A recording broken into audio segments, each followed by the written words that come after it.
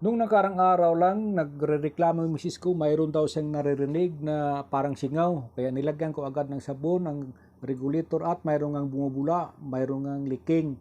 Kaya ginamitan ko muna ng pipe rin, sinubukan kong hinigpitan, baka sakaling mawawala. At nilagyan ko uli ng sabon. At mayroon pa ring leaking dahil bumubula ang sabon. Kaya ang ginawa ko, nilagyan ko temporary ng teflon, baka sakaling mawawala ang leaking. At kinabit ko uli at nilagyan ko uli ng sabon.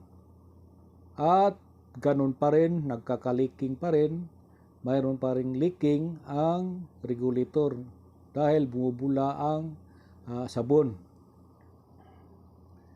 Ginawa ko, pumunta ako ng City Hardware, bumili ako ng bagong regulator. Yung kulay berde na yan ang lumang regulator. Yung kulay blue, yan ang bagong regulator na may anti-explosion device. Yung kulay copper na yan na inyong makikita, push button, yan ang anti-explosion device.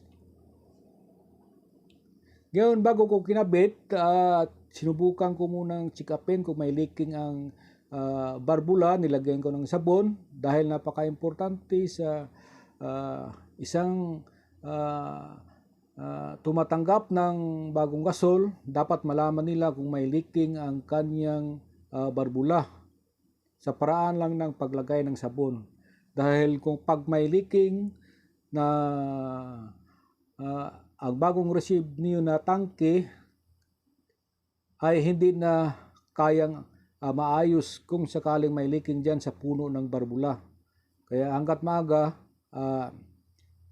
testingan nyo. Ngayon, ikinabit ko yung bagong bili ko na regulator. At gusto kong malaman kung ayos ang aking nabili na regulator. Susubukan kong lalagyan ng sabon yung pinaka-outlet niya at pipindutin ko yung push button na tinatawag na anti-explosion device. Nung pinindot ko na at nakita kong may bubula sa dulo, sa makatuwid, gumagana ang kanyang anti-explosion device.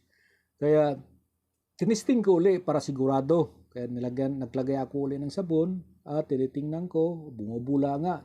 Gumagana talaga ang bago kong bili na regulator with anti-explosion device.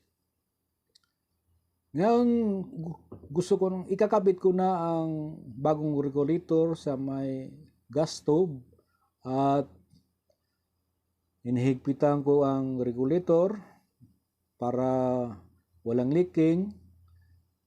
At bago ako on sa may gas stove ay naglagay ako uli ng sabon para malalaman kung may leaking ang aking pagkabit.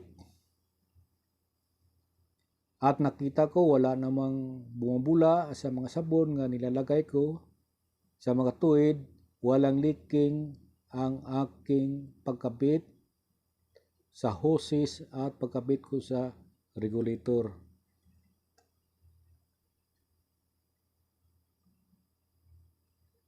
Ngayon, susubukan kong pindutin ang push button at gusto kong itry na mag-on sa burner. At nung pinindot ko muna, tinecheck ko muna yung hose ulit kung may leaking at wala namang bumubula. Ngayon, subukan kong mag-on at okay naman. One click naman ang pag-on sa gas stove. Kaya importante sa isang pamamahay na ang gasol ninyo ay mayroon siyang regulator with anti-explosion device dahil yan ang protection kung sakaling magkaroon ng leaking ay automatic siyang magsisira at safety sa pamamahay. Karamihan nasusunog dahil wala silang anti-explosion device. Maraming salamat sa panonood.